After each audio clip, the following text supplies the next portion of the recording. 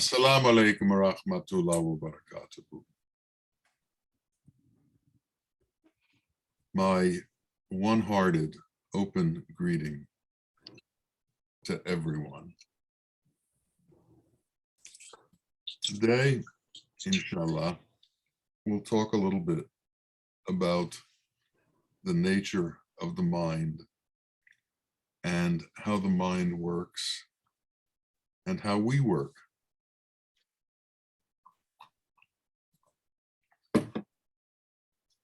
When we function through the mind, everything we do is through the mind. And we are in the control of the mind.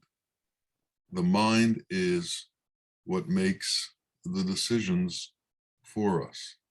And we believe that we are within the mind. There is, however, a place beyond the mind. While we are in the mind, we are constantly questioning whether what we do is right or whether what we do is wrong, whether we have an appropriate intention or whether we have an inappropriate intention. But when we go beyond the mind, when we are no longer functioning under control of the mind, we have entered into a different space.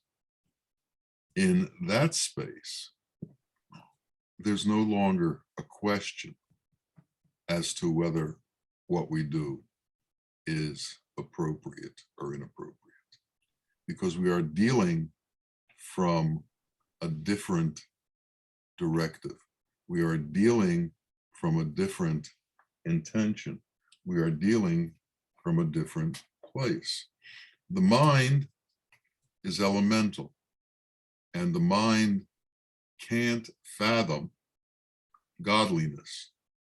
But when we go beyond the mind, we can begin to fathom godliness. There are different kinds of sheep and goats. Some of them eat everything they see. Some of them are looking up all the time. Some of them are looking down all the time. And some of these goats or sheep, when they have a difficult situation, enter into combat. And they don't just charge at each other. They back up and then they butt. They back up and then they butt. They back up and then they butt. Fortunately for them, they have very hard heads and they're able to withstand this butting. The mind is constantly nibbling at the world, nibbling at everything that it sees, taking in everything that it sees. It sets an intention and has a goal. The mind has an idea as to what it wants, and it moves in a direct line towards fulfilling that intention, fulfilling that idea, fulfilling that goal.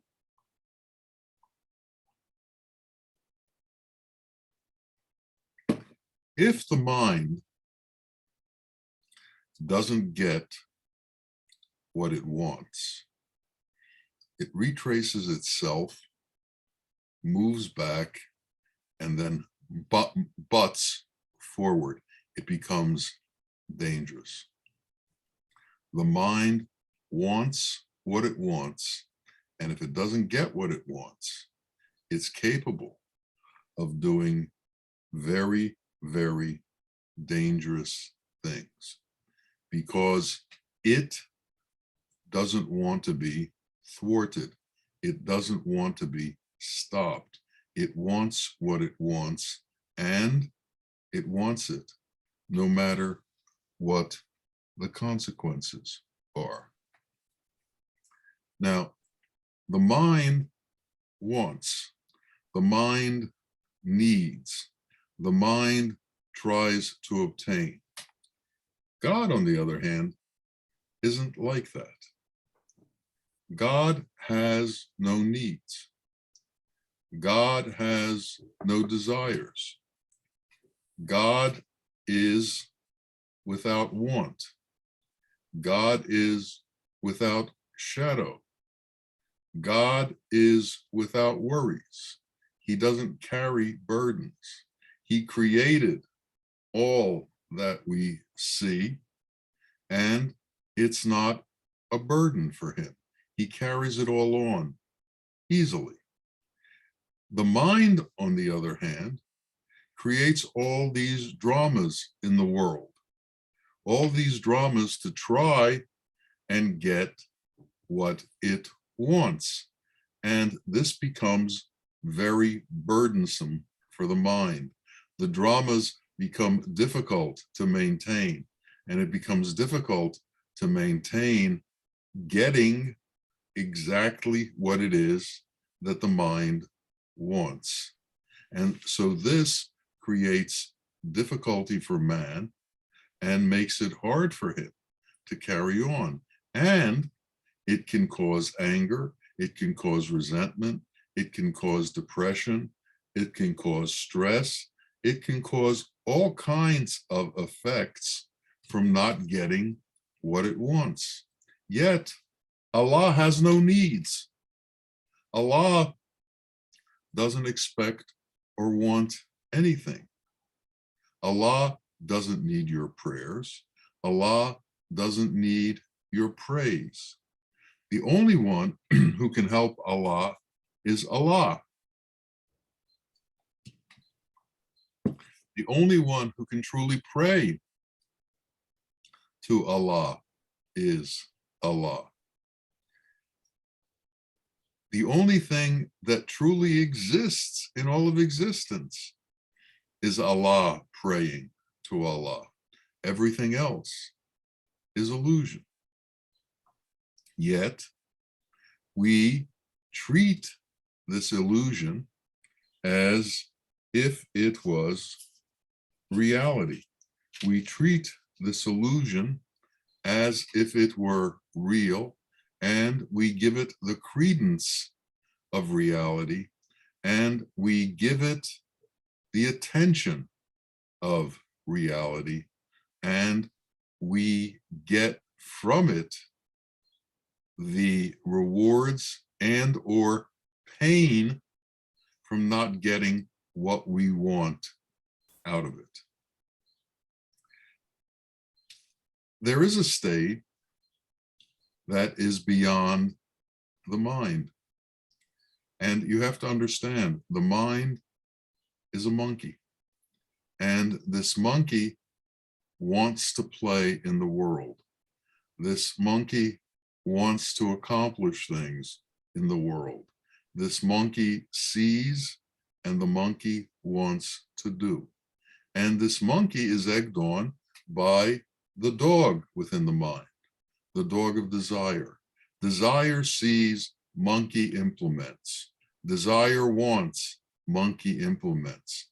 And the mind goes round and round, seeing, desiring, and attempting to implement, and then reacting when that implementation becomes difficult. Also, it enters into religion. It enters into castes. It enters into nationalities. It enters into differences. It enters into wars to maintain the belief system that it has.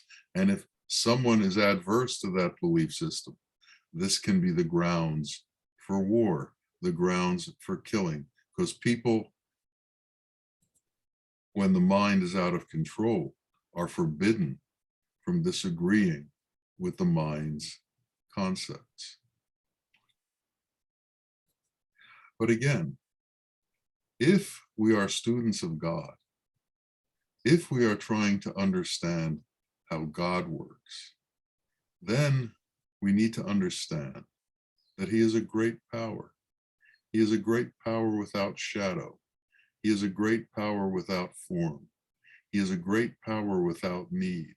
He is a power that is constantly giving and is not asking for anything back.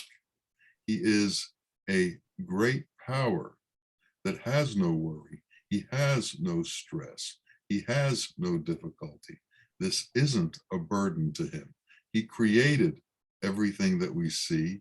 He maintains everything that we see. And this is not a burden to him. Man, on the other hand, the more he creates, or the more he imagines that he creates, the more he takes control of, the more and more burdens he has in order to attempt to create all these things. Now, Allah is constantly giving to man. He's constantly providing for man. He's giving to man all that he needs. But what does man do for God? Man goes into business. But who is this business for? Is this business for God, or is this business for self-gain? Man sets up shops. He takes the things that God has made, makes a business out of it, sells it, and makes money for himself. Who's out there working on behalf of God? Are religions working on behalf of God, or are they working on behalf of religions? Are castes working on behalf of God, or are they working on behalf of the castes? Does everyone in humanity have a self-interest? And does this self-interest override anything that they're doing for or on behalf of God? Only God can pray to God. So this mind that controls us, this mind to whom we are captive, keeps us bound to itself and keeps us bound to the illusory world. The mind is elemental and deals with the elemental. The mind is not godly and cannot understand godliness. For us to escape the mind, we have to take on a different kind of attitude. For us to escape the mind, we have to begin to understand a different way of seeing things.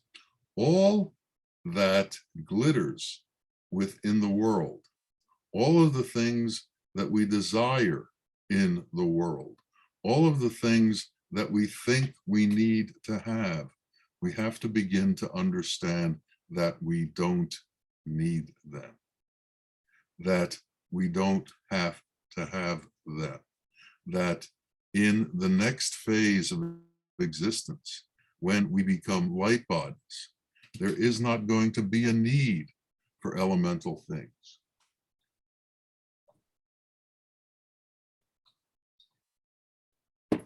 There is not going to be a desire for elemental things. Light doesn't hold on to the elemental. Light is different than that. And light's existence is different than that. So somehow we have to begin to make the change from being captive by the mind to being free of the mind. And what are the methods for releasing ourselves from the captivity of the mind? What is it that we have to do to release ourselves from the chains that the mind binds us with? The mind is egocentric. The mind is about the I. The mind is interested only in this self. The mind separates this self from every other being. The mind puts a cage around us and says to us, we are an island in this world, and we must take care of this island. We must take care of ourselves. We must take care of ourselves to the exclusion of everyone else and everybody else. Darwin came up with a theory of the survival of the fittest.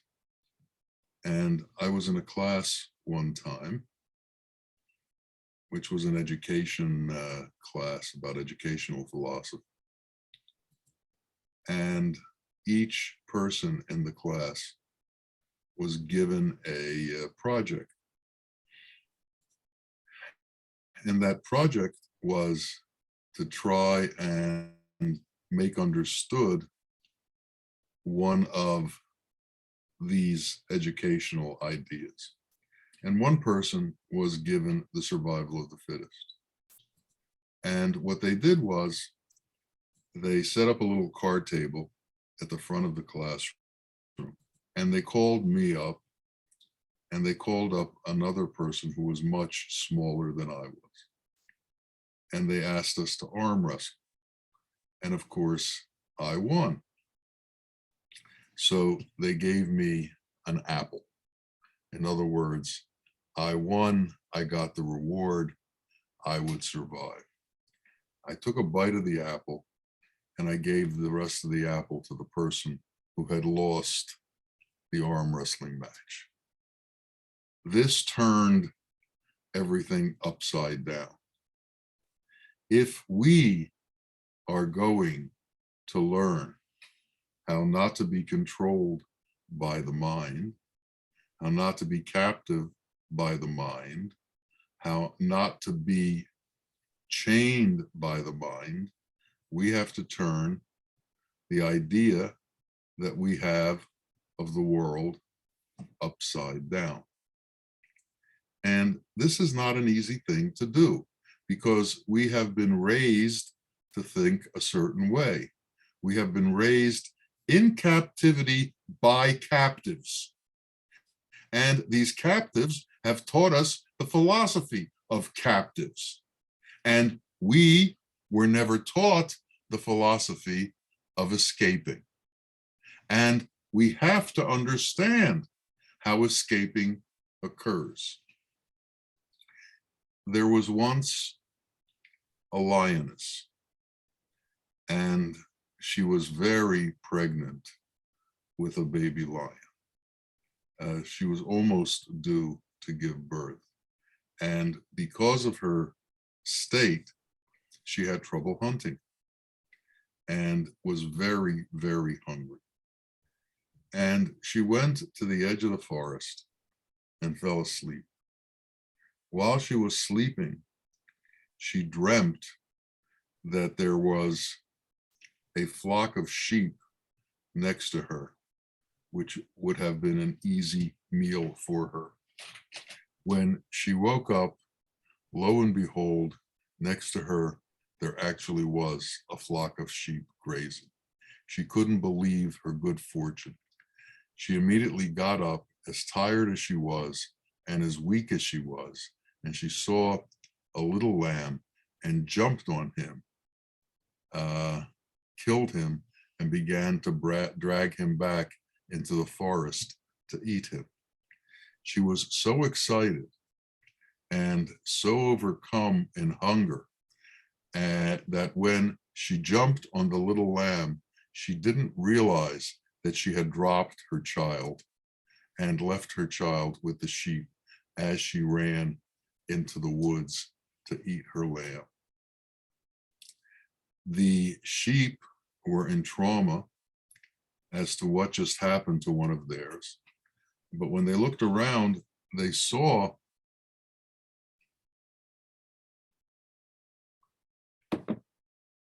there was a little lion cub, helpless, lying on the ground.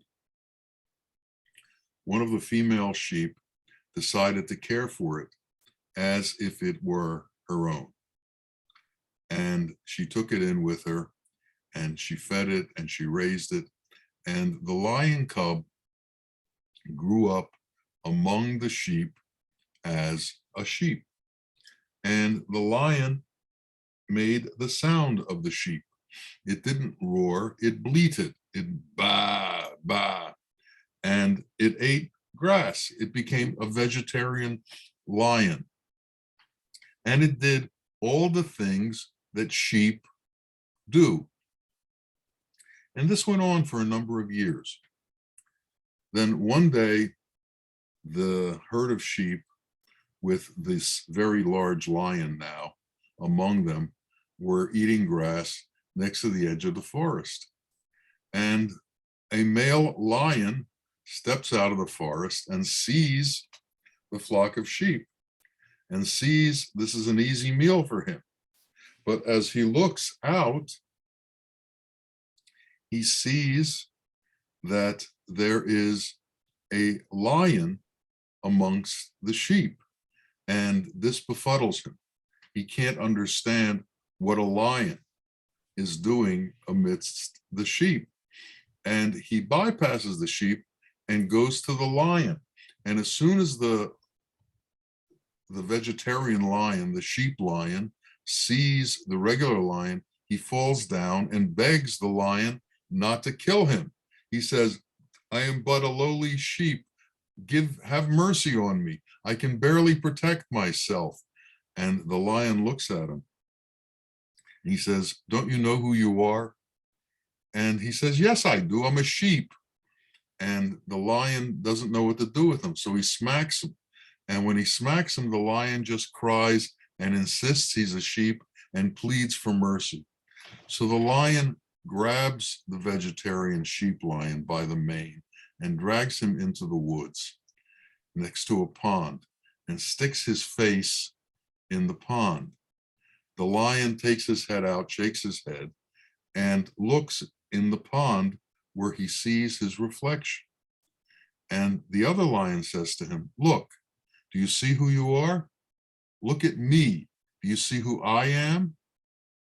Don't you understand? You're not a sheep, you're a lion." And the lion looks again. And the other lion says, "Roar."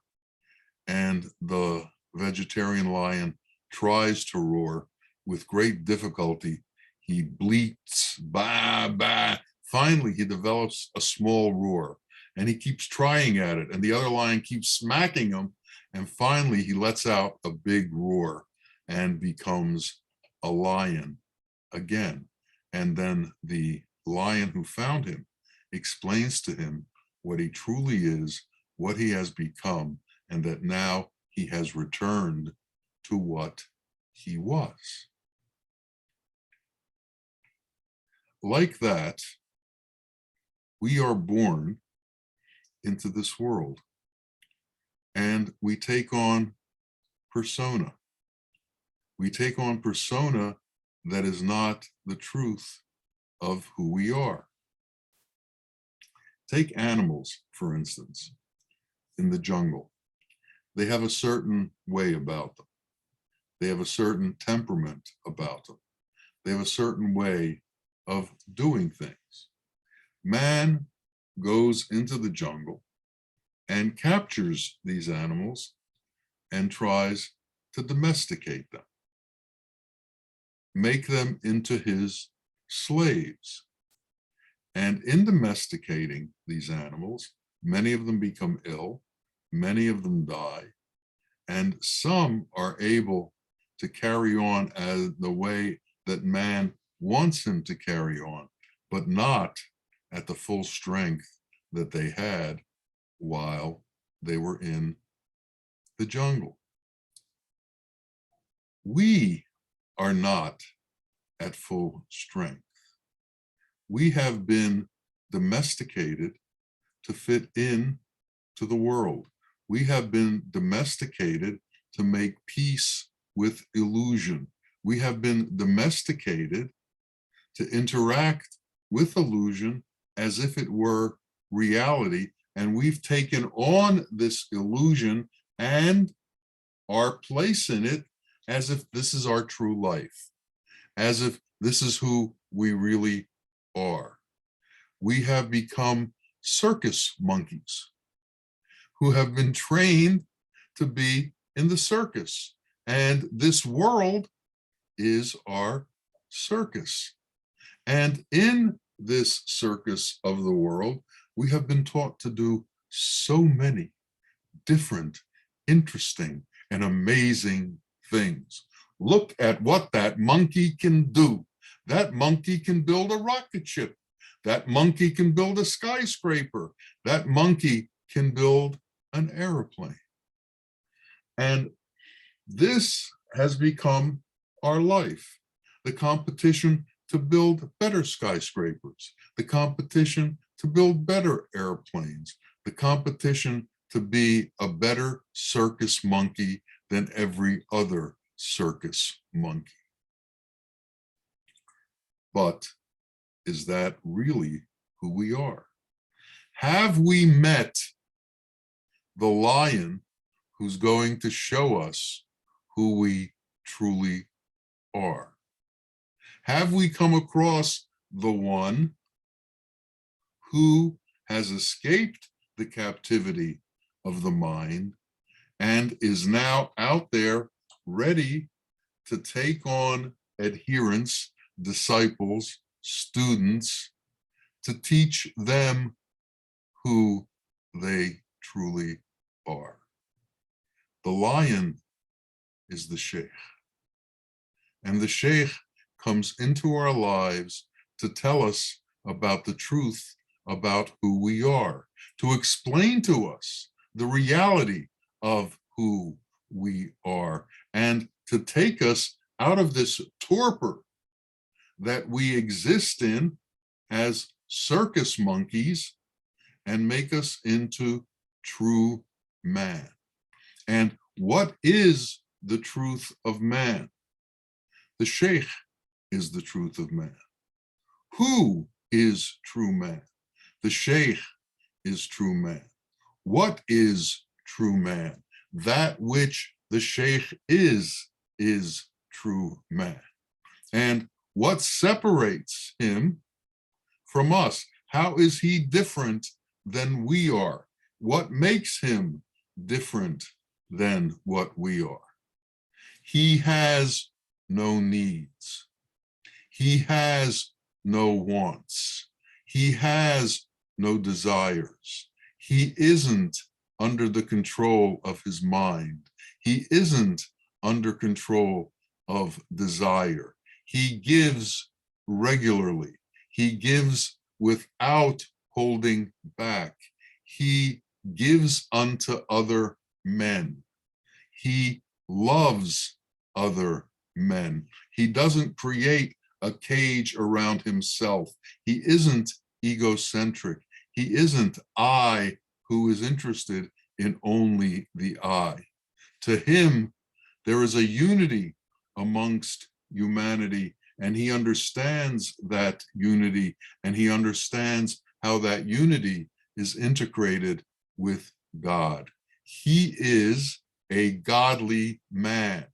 He is a man with God's qualities in manifest form. He is a man with God's qualities on earth as a man, teaching us what it is to be like him, what it is to be godly within man's form. He has died to illusion.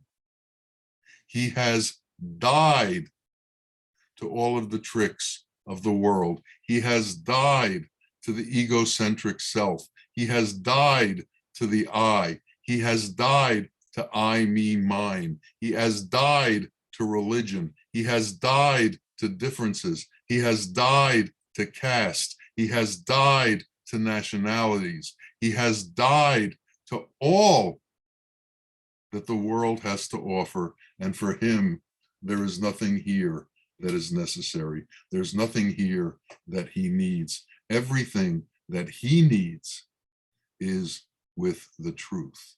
and the truth is God. So for him, all that exists is God and his integration with that.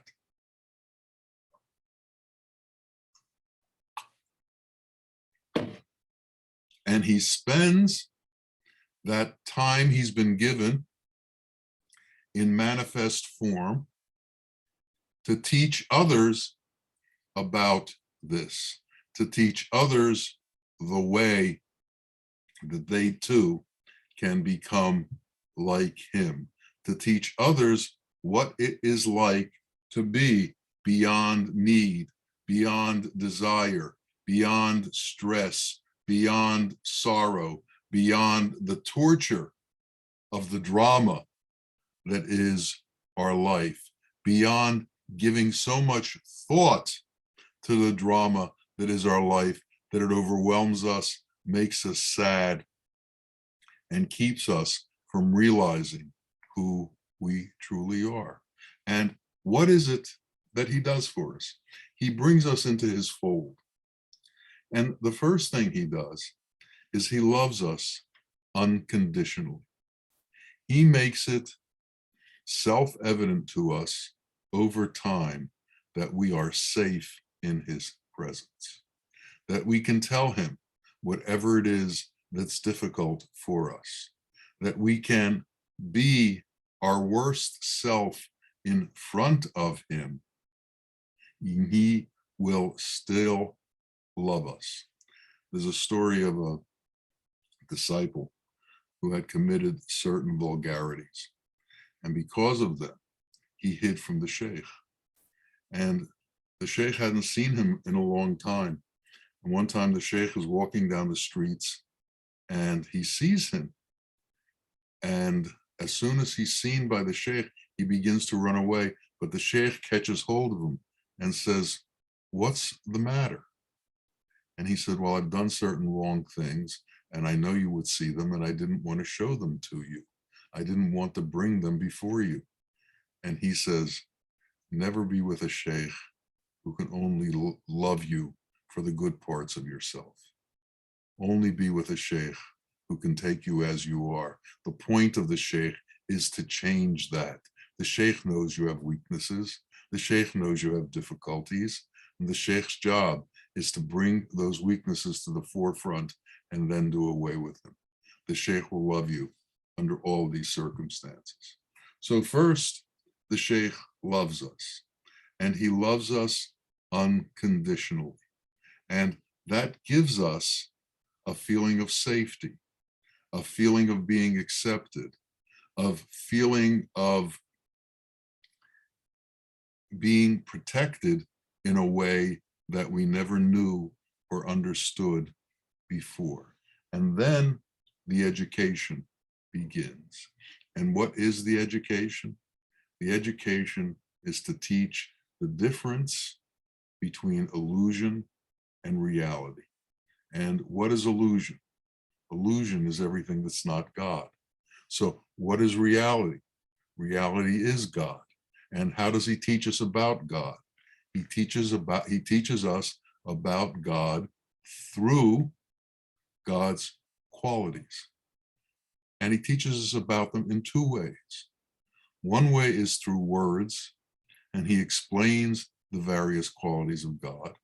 And secondly, he teaches us through his actions, by always being within those qualities, and by never being separate from those qualities, by always being compassionate, by always being merciful, by always being loving, by always having room for us, by always including us, by never separating himself from us, and telling us that these qualities are available to us, and then shaking us every once in a while and saying, "Look at me. I am who you are. I am who you can become. I am who you are supposed to be." So he says to us over and over and over, "Become like me.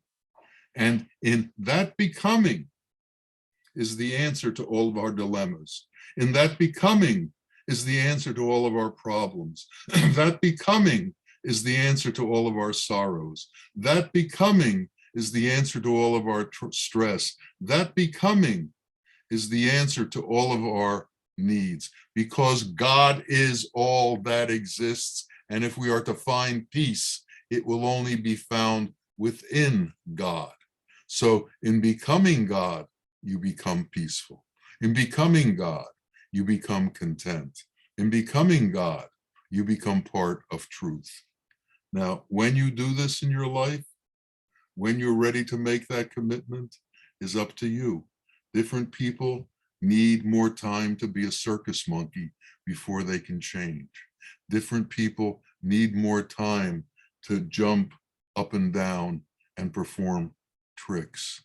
Other people can get over the tricks. When will we get over the need to do tricks? When will we get over the need to manipulate form? When will we come to the place where we can escape from the form into the formless? When can we die before death and die to the form and enter into that formless state, which is where we are going anyway? Realize that. Whether we give it up voluntarily or whether it's taken from us, it's what's going to happen. This life has an end point to it. And we need to accomplish something here. This place is a school to learn about the truth of ourselves. This place is a school to learn who we are. And we can't continue wasting our time with circus tricks. We have to learn who we are. We have to make that commitment. We have to give up our connection to illusion. We have to give up our connection to all of the things that we were taught and all of the things that we have taken on. In God's place, there is no religion. In God's place, there is no caste, there is no nationality, there is no country, there is no language, there is no separation, there is no differences. Can we get to that place of no differences? We need to pray that this is what we become. We become the ones without differences. We become the ones who enter into unity and become true man, godly man, the one who is manifest as God's qualities on earth. May allow us each to understand that, to get that, to be intermingled in that, to be brought to that high place of Insan Kamil, where man and God exist as one, where man disappears into God and truth exists in reality. May that happen for each and every one of us, and may Allah make it easy for us. Ameen, ameen. Ya Rabbil Alameen. Assalamu alaikum wa rahmatullah wa barakatuh.